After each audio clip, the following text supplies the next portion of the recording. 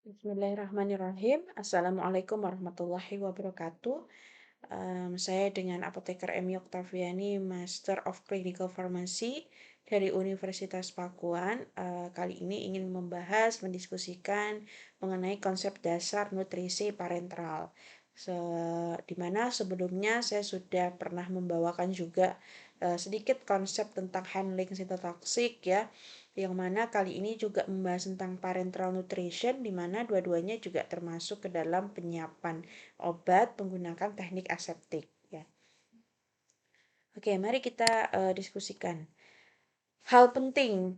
Nah, yang perlu kita highlight ketika kita bicara dengan parenteral nutrition adalah suatu metode pemberian nutrisi tidak melalui saluran gastrointestinal, dan karena cairan ini diberikan melalui vena. Karena nutrition ya, parenteral nutrition ini biasanya diberikan pada pasien-pasien yang tidak bisa makan secara oral ya, enteral, atau pada kondisi yang tidak memungkinkan, misalnya sedang mengalami penurunan kesadaran, nah seperti itu, sehingga harus diberikan parenteral nutrisinya melalui vena ya, parenteral, sehingga tidak melalui saluran gastrointestinal. Penggunaannya biasanya terbatas pada situasi saluran cerna yang tidak berfungsi. Nah, tadi juga salah satu kriterianya adalah tidak bisa berfungsi saluran cernanya sehingga dia tidak bisa makan seperti layaknya kondisi pasien yang masih bisa makan oral ya, atau tidak dapat dilalui saluran cernanya. Pasien yang perlu dukungan nutrisi seperti pasien luka bakar, kanker, gangguan saluran pencernaan, gagal hati, gagal ginjal akut dan kronik, gagal nafas, operasi abdomen, dan trauma. Formula nutrisi parenteral itu harus disesuaikan dengan kebutuhan nutrisi dari pasien dan mengandung cairan pastinya dan makronutrien. Jadi isinya harus ada cairan, makronutrien, dan mikronutrien. Kalau makronutrien ya seperti yang kita ketahui ya isinya protein, karbohidrat, lemak. Kalau mikronutriennya harus ada elektrolit, mineral, dan vitamin. Jumlahnya harus tepat. Ketidakseimbangan cairan dan elektrolit itu harus dikoreksi secepat mungkin sebelum kita bisa memberikan parenteral nutrition ya. Komplikasi pemberian makan secara parenteral. Nah, tetapi nutrition ini ya, parenteral nutrition ini juga memiliki komplikasi. Ya, salah satunya infeksi lewat kateter. Jadi pemberiannya misalnya lewat kateter, bisa infeksi karena kateternya, trombosis vena, ada trombus di dalam venanya, atau emboli akibat masuknya gelembung udara ke dalam pembuluh vena setelah pembedahan, karena kan dibuat saluran dulu untuk bisa parenteral nutrition. Ekstravasasi akibat penempatan ujung kateter yang kurang tepat ya, juga punya efek samping kalau diberikan parenteral nutrition yang terlalu lama atau banyak, komponennya banyak atau dosisnya banyak, dapat menyebabkan gangguan pernafasan dan gangguan liver ya. Nah, apa yang harus kita pertimbangkan dalam pemberian TPN ya, total parenteral nutrition, artinya total karena diberikannya ya semuanya lewat parenteral ya.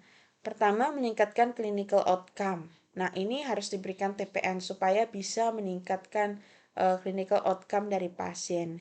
Meningkatkan status nutrisi sudah pasti, mempertahankan sirkulasi, mencukupi dan mempertahankan keseimbangan elektrolit karena kita butuh sekali cairan dan elektrolitnya, mencegah atau mengganti kehilangan jaringan tubuh. Misalnya seperti itu. Tim nutrisi atau tim dalam menyusun TPN itu ada dokter, farmasis ya, khususnya clinical pharmacy. Jadi clinical pharmacy itu juga wilayahnya ya ini pekerjaannya ya, menyusun gitu ya, menyiapkan total parenteral nutrition. Tidak mudah dalam kita bisa menghitung, menyusun gitu ya, menyiapkan total parenteral nutrition. Perawat, ahli gizi, dan pekerja sosial. Tipe nutrisi parenteral, ada yang pediatrik untuk bayi prematur dan parenteral dewasa. Perbedaannya, ada yang total nutrition, parenteral nutrition atau total nutrisi parenteral, ada yang parsial. Kalau yang total itu semuanya dilakukan, diberikan melalui intravena. Kalau parsial itu diberikannya bersamaan dengan oral atau enteral. Jadi ada yang diberikan ini komponennya harus diberikan dengan intravena nih, oh yang ini masih bisa dengan oral gitu. Indikasi utama pemberian nutrisi parenteral total. Kenapa sih pasien ini butuh nggak sih sebenarnya TPN gitu ya, total parenteral nutrition? Kriteria seperti ini, penderita kurang gizi yang kehilangan berat badan lebih dari 10% berat badan terakhirnya. Jadi misalnya berat badannya sekarang berapa gitu ya, sudah hilang sebanyak lebih dari 10%, maka mungkin itu jadi indikasi utama butuh nutrisi secara cepat, makanya diberikan total parenteral nutrition. Saluran cerna yang tidak berfungsi sama sekali, ya kalau kita paksakan melalui oral ya apa manfaatnya begitu, sehingga butuh TPN. Tidak ada asupan makanan oral selama 3-5 hari dan status gizinya buruk, sehingga butuh TPN. Alur pelayanan nutrisi parenteral, yang pertama pastinya dari dokter ya, diresepkan TPN dan butuh komponennya apa saja. Perawat oleh farmasi disiapkan ya, sama dengan handling sitotoksik atau handling obat sitostatika untuk pasien kemo, kita harus lihat stabilitasnya, ketercampurannya, ya kompatibilitasnya, pelarutnya apa, pemeriksaan dan label, kita cek penyimpanannya bagaimana, pendistribusian pemberiannya bagaimana, dan monitoring terhadap pasien. Nah, ini adalah peranan farmasis. Jadi, di highlight betul apa peranan farmasis dalam nutrisi parenteral. Yang pertama, kita nilai stabilitas dan ketercampuran larutan nutrisi parenteral. Misalnya ada resep, oh dia butuh kalori sekian, karbonya sekian, lemaknya, protein, dia butuh vitamin, dia butuh mineral sekian gitu ya. Terus kita tahu masing-masing bisa dilarutkan dalam pelarut apa misalnya. Nah, semua itu ada di literatur ya, sudah lengkap.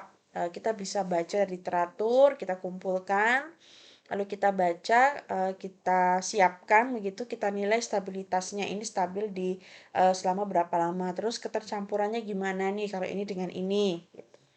Membantu dokter dalam membuat formula, penyiapan, dan monitoring nutrisi parenteral pada pasien, memberikan program pendidikan tentang nutrisi parenteral ya, karena tidak semua juga paham tentang nutrisi parenteral, berkoordinasi dalam pengaturan pemberian home therapy nutrisi parenteral. Jadi ada juga yang dia home therapy ya, dilakukan di rumah. Ada sekarang juga alat yang canggih sekali, jadi kita memasukkan gitu ya, yang dia bisa mencampurkan, tapi semua itu juga ada peranan farmasi karena kita membuat rancangannya dulu, membuat formulanya dulu ya.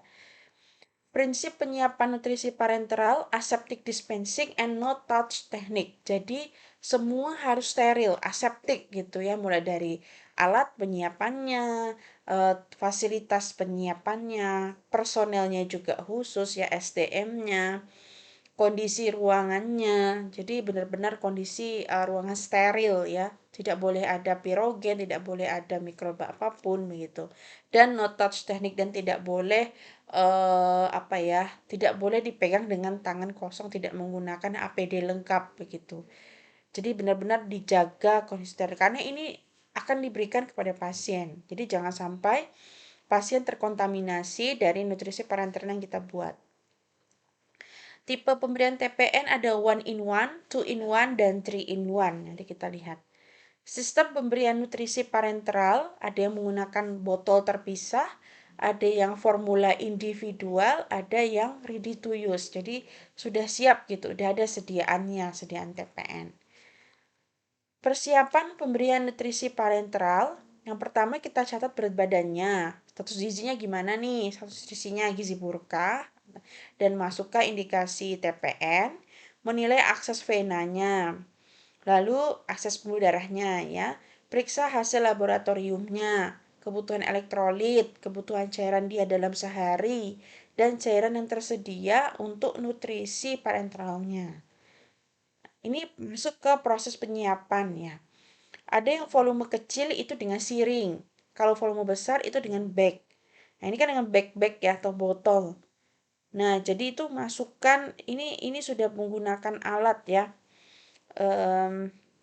sudah canggih ya, harusnya memang seperti ini. Jadi dia mencampurkan begitu ya di dalamnya, tapi kita yang membuat formula, kita hitung apa yang mau kita masukkan ke sana, dosisnya berapa gitu ya. Jadi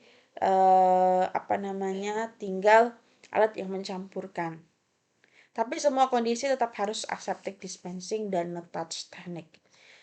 Ini masih manual ya. Ini kalau menggunakan siring seperti ini, kalau dia siring biasanya volume kecil, tapi kalau bag biasanya volume besar.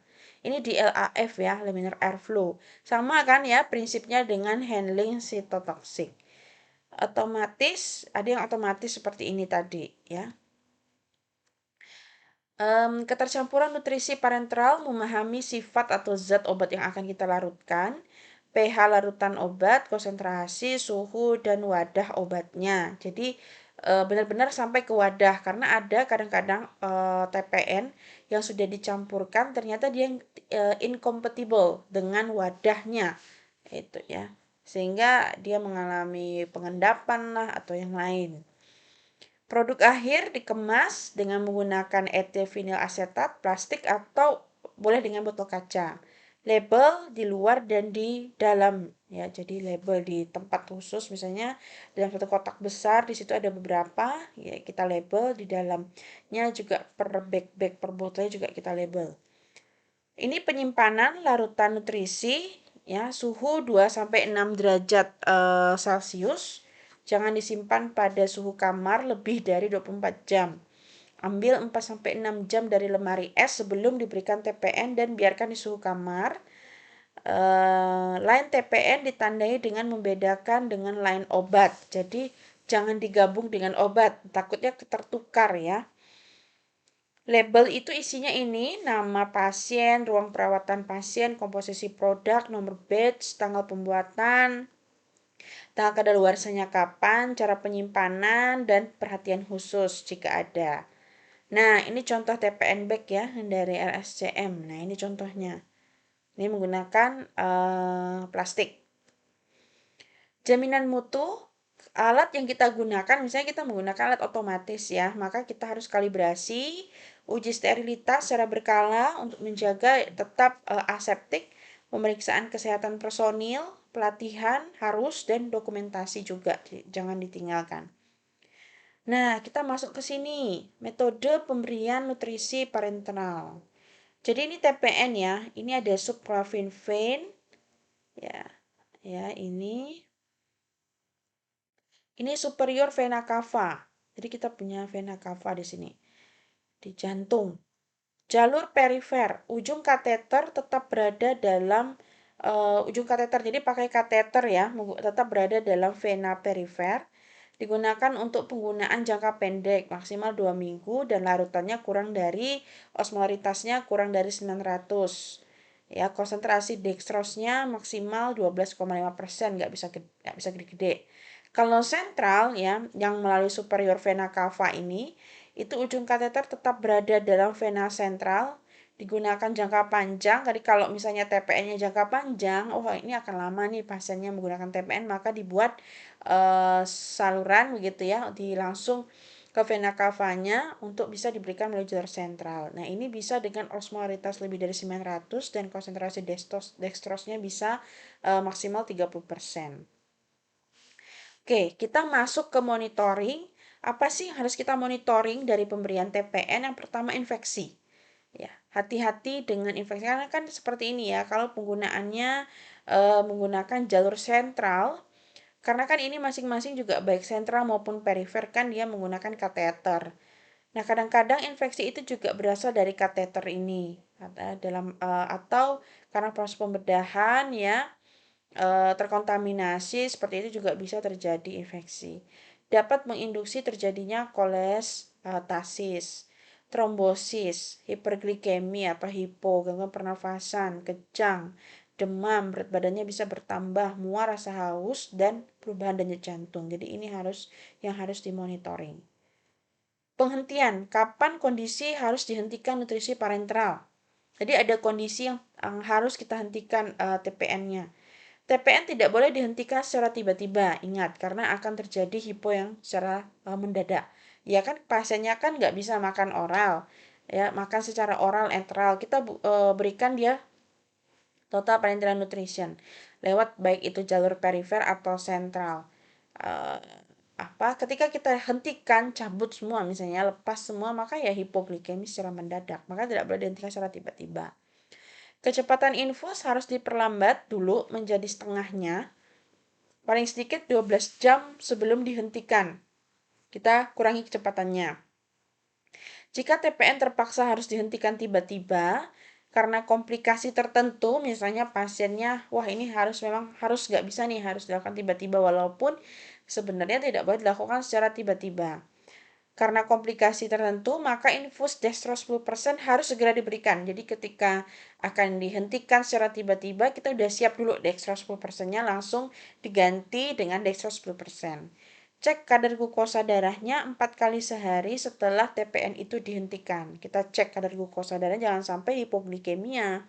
Parah kalau hipoglikemia, kesadarannya bisa semakin menurun.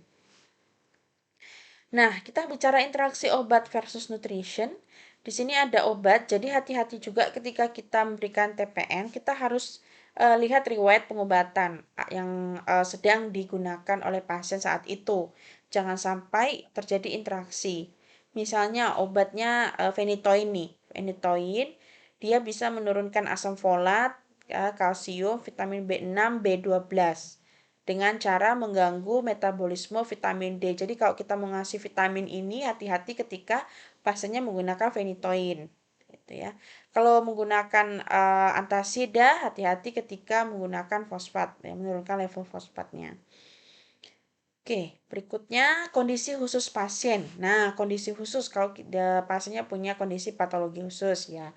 Lagi-lagi kita bicara renal failure, liver ya, gagal hati, diabetes ya, dan pasien anestesi. Kalau gagal ginjal, maka asupan cairan dan natriumnya harus dibatasi, hanya 1000 sampai 1500 ml per hari. Kalau gagal fungsi hati, maka asupan cairan dan natriumnya juga dibatasi sama dengan renal failure. Diabetes, maka karbonya jangan banyak-banyak, ya, karbohidratnya jangan banyak-banyak, turunkan konsentrasinya, tapi lemaknya kita tingkatkan. Kalau pasiennya sedang anestesi, TPN harus dihentikan sementara dan cepat diganti dengan 10%. Nah, ini salah satu contoh kondisi tadi ya, yang TPN-nya harus dihentikan secara tiba-tiba, ya, pasiennya harus dianestesi. Maka jangan lupa segera ganti dengan dextrose 10%. Oke, sekarang kita masuk ke komponen nutrisi parenteral. Apa sih komponennya? Ya tadi makronutrien dan mikronutrien. Kebutuhan cairan normal per hari itu ini berdasarkan berat badan ya. Ini mohon maaf ini tergeser. 3 sampai 10 kilo sekian, 10 sampai 20 kilogram sekian ya. Ini cairan. Kebutuhan cairan itu dipengaruhi oleh laju nafas kita, laju nafas pasiennya. Demam. Kalau demam ya otomatis kebutuhan cairan jadi meningkat. Lingkungan panas dan kering jadi meningkat. Luka pada kulit, luka bakar misalnya, maka kebutuhan cairan akan semakin meningkat. Makanya kita harus lihat kondisi pasiennya juga. Osmolaritas cairan, dia hipertonik. Ya, hipertonik itu apakah dia butuh yang hipertonik? Misalnya pasiennya iritasi dinding pembuluh atau plebitis gitu ya, maka dia butuh cairan yang hipertonik. Kalau osmolitas cairan untuk infus yang perifer, yang tadi itu dapat diberikan pada 700 sampai 900 miliosmolaritas per kilogramnya. Ya, per kilogram loh ini. Kalau infus sentral juga lebih dari 900 masih bisa diberikan. Protein. Ada 20 macam asam amino untuk sintesa protein. Ya, 8 diantaranya adalah asam amino esensial. Nah, di sini perhitungannya, ini rumusnya ya, patokannya bahwa 1 gram nitrogen itu sama dengan 6,25 gram protein. Sedangkan 1 gram protein itu sama dengan 4 kilokalori. Nah, jadi nanti kalau kita menghitung ya dosis dari TPN-nya kita pakai patokan ini. Konsentrasi akhir asam amino dalam TPN itu sekitar 2,5 sampai 7,5% itu asam amino dalam TPN. Kebutuhan protein ini berdasarkan stress level. Kalau dia akut renal failure atau liver failure maka kebutuhannya sekian. Makin meningkat kalau dia severe stress, ya severe. Jadi biasanya di status pasiennya itu tertulis tingkat stresnya seperti apa. Oke, masuk ke kalori yang non protein. Kalau tadi protein, sekarang non protein. Energi yang diberikan dari zat makanan lain selain protein. Kebutuhannya beda setiap pasien karena sesuai dengan kondisinya. Stress level, NPC, kilokalori dibagi kalori non protein dibagi yang protein rasio. Normalnya itu 150 sampai 200 dibanding 1, moderate, dan seterusnya. Nanti ada contoh perhitungannya di belakang. Kita hitung indeks massa tubuhnya juga ya untuk mengetahui dia berat badannya bagaimana, status gizinya juga ya. Berikutnya karbohidrat. Nah, dextrose, glukosa. Pilihan terbaik. Jadi karbonya itu dipenuhi dari glukosa atau dextrose yang ada di pasaran 5%, 10 dan 40%. Kalau konsentrasinya lebih dari 12%, karbonya butuh konsentrasinya lebih dari 12%, maka harus diberikan vena sentral. Satu ini patokan untuk karbohidrat. Satu glukosa anhidrat itu 3,8 kilokalori, kalau mono 3,4. Glukosa tidak seharusnya digunakan sebagai energi tunggal karena ya ini resiko hiperglikemia, infiltrasi lemak pada hati, adanya lemak pada hati, produksi karbon dioksida yang berlebihan, konsumsi oksigen berlebihan, dan yang lain. Oke, sekarang kita masuk ke energi. Jika ada gangguan suplai energi dari luar tidak cukup, maka cadangan energi tubuh akan dipakai untuk katabolisme sehingga butuh tambahan energi. Energi paling besar ya dari lemak, ya 8-20% dari berat badan. Kalau kita nggak punya lemak, kita nggak punya energi karena tidak ada proses pembakaran lemak.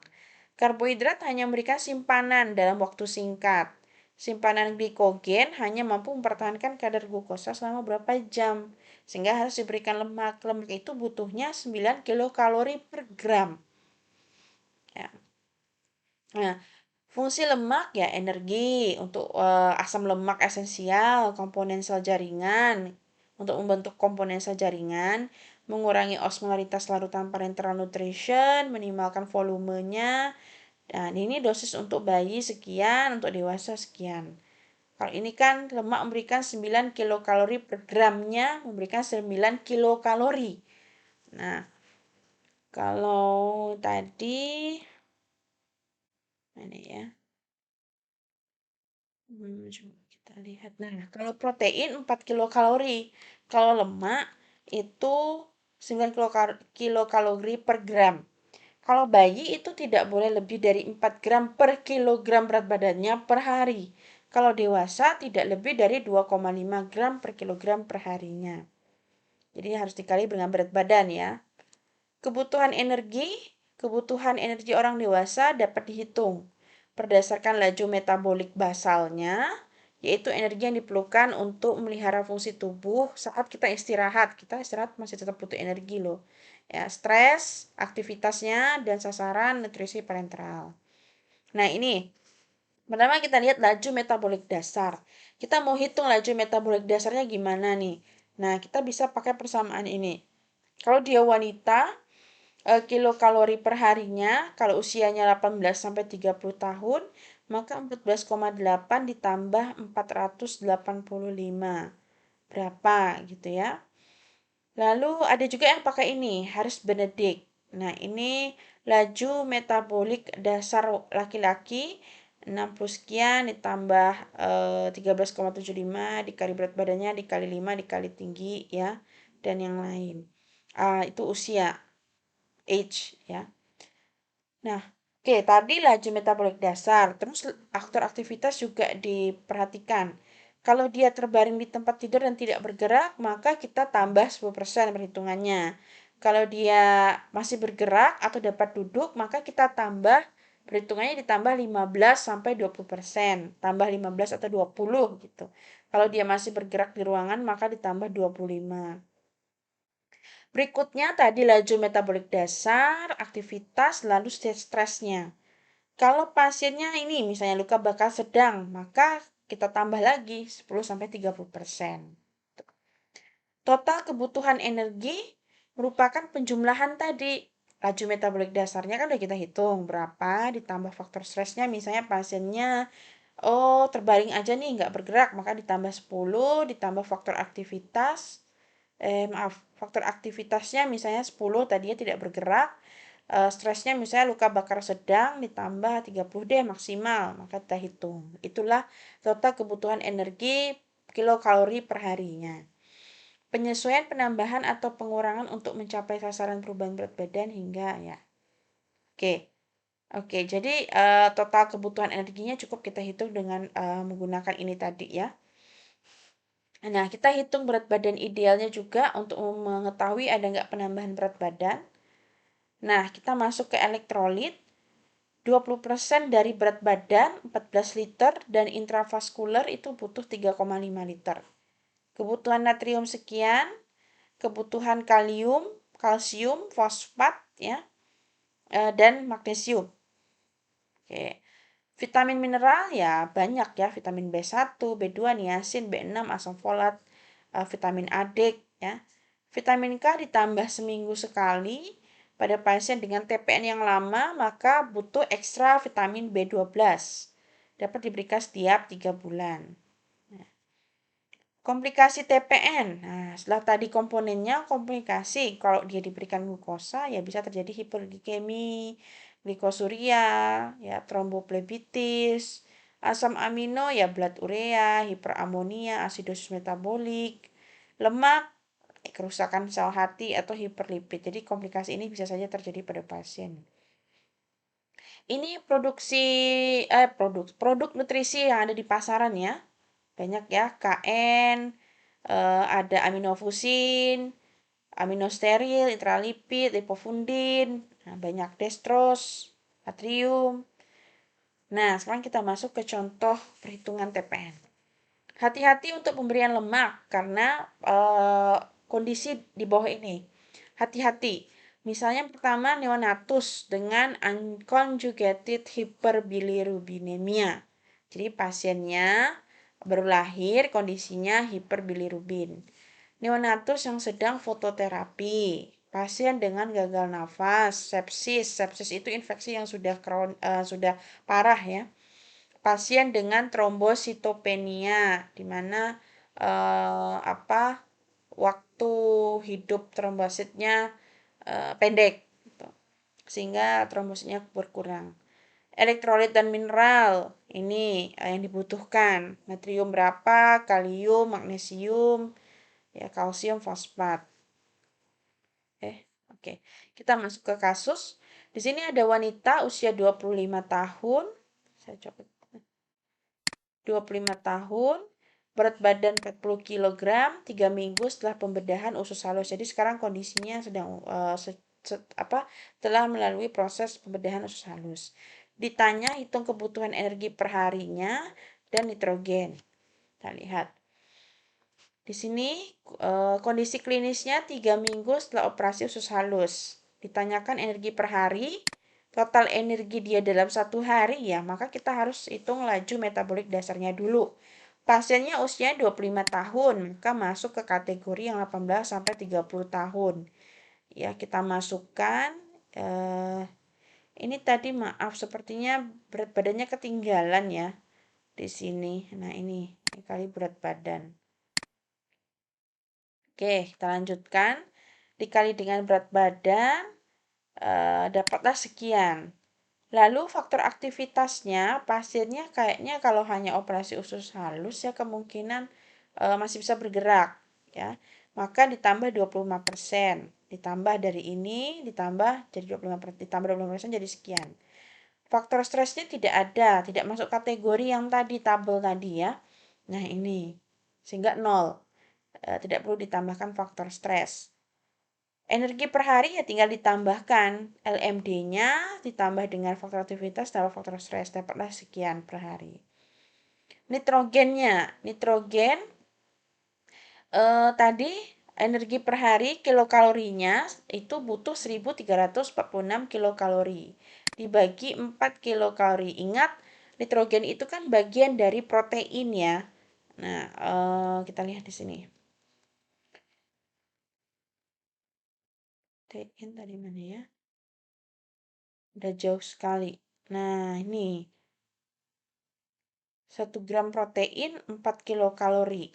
Nah, berarti dari 1.300 tadi dibagi 4 kilokalori berarti butuh berapa gram protein. Dapatlah setelah dihitung butuh sekian. Nah, 336,5 gram protein ini dibagi 6,25 gram protein karena kan nitrogen, 1 gram nitrogen itu sama dengan 6,25 gram protein sehingga dia butuh berapa nitrogen per harinya. Jadi hanya dibolak-balik gitu perhitungannya. Nah, ini salah satu contoh menghitung TPN. Ini baru ditanyakan energi per harinya berapa, nitrogen per harinya berapa, belum ditanyakan misalnya lemaknya, ya, karbohidratnya dan protein. Nah, kalau protein kan dia butuh 4 ya, 4 kilokalori. Nah, maka tinggal dihitung dari kilokalori total kilokalori per harinya. Nah, dari 4 itu butuh berapa? Berapa gram gitu. Kalau lemak tadi berapa misalnya? Butuhnya bisa kita lihat lagi ya. Lemak misalnya tidak lebih dari 2,5 gram per kilogram. Kita kalikan dulu berat badannya tadi berapa? 2,5 dikali 10. Nggak mungkin berat badan 10 ya. Misalnya berat badannya 50 dapat berapa? Itu butuhnya gramnya sekian. Tapi kilokalorinya berapa nih? 9. 9 kilokalori per gram. Nah, gramnya adalah misalnya di sini hasilnya 30. Maka 30 gram itu butuh berapa kilokalori? Gitu. Jadi bolak-balik ya. Protein, lemak, karbohidrat tadi ya. Nah, ini kebutuhan protein. Jadi tinggal dibolak-balik saja. Oke, mungkin itu yang dapat saya sampaikan. Kesimpulannya atau take home message-nya adalah nutrisi parenteral itu mahal, kompleks, dan bukan tanpa komplikasi. Sehingga penyiapannya harus sangat-sangat ideal gitu ya, harus sangat-sangat tepat. Idealnya semua nutrien yang akan diberikan secara intravena itu untuk waktu 24 jam dicampur bersama dalam satu wadah dan disiapkan secara aseptis oleh unit farmasi khususnya klinik farmasi ya. Pembuatan TPN merupakan ilmu pengetahuan yang kompleks, oleh sebab itu harus ditangani oleh seorang farmasis yang terlatih dan terampil. Jadi harus yang benar-benar paham betul tentang TPN ini ya. Ya itu gunanya kita belajar ya untuk kita mengasah kemampuan itu.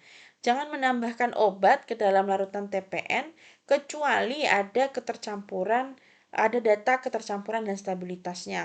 Misalnya butuh sekali untuk mencampurkan obat di dalamnya, maka kita cari betul datanya. Kita harus mengaplikasikan evidence based medicine ya di sini ya. Kita baca literatur, jangan lupa di setiap pekerjaan farmasis kita tidak boleh lewat atau kita tidak boleh melupakan literatur. Selalu ada di samping kita dan kita harus ketika memutuskan sesuatu kita harus by literatur gitu ya, by guideline. Jadi harus jelas sumber literaturnya. Nah, ketika ada data ketercampuran dan stabilitasnya is okay, maka bisa dilakukan penambahan atau pencampuran obat ke dalam larutan TPN. Ini textbook yang bisa kita gunakan, Heffindel, Koda Gimbal, Handbook of Injectable Drugs. Kita butuh banyak sumber informasi, data-data obat ya, kadang-kadang juga digunakan Martindale atau menggunakan guideline-guideline lain yang lebih update ya, up to date gitu. Oke, thank you. Mudah-mudahan ini bermanfaat, bisa memberikan sedikit gambaran mengenai total parenteral nutrition. Kurang lebihnya mohon maaf. Mungkin nanti kita bisa berdiskusi lebih lanjut jika ada yang tidak dipahami atau ada salah konsep yang saya jelaskan di sini. Saya mohon maaf atas segala kekurangan. Saya tutup. Wabillahi taufiq wal hidayah. Wassalamualaikum warahmatullahi wabarakatuh.